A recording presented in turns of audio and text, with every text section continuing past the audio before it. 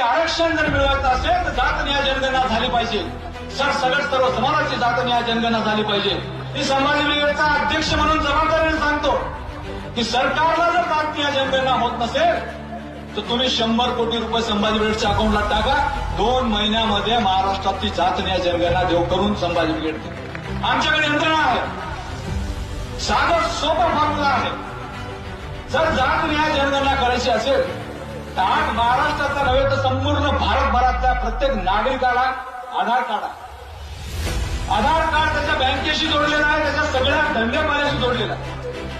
मग या आधार कार्डमध्ये जर तुम्ही जातीचा रकाना टाकला आणि त्याचं जर अपडेट केलं तर 8 दिवसामध्ये गावखेड्यातले तलाठी, तहसीलदार आणि सर्व कोतवाल सगळे लोक कामाला लागले तर 8 दिवसामध्ये तुम्हाला सगळे जातनिहाय सगळी माहिती मिळू शकते. परंतु राजकीय इच्छाशक्तीचा अभाव असल्यामुळे मी यांना करायचं नाही.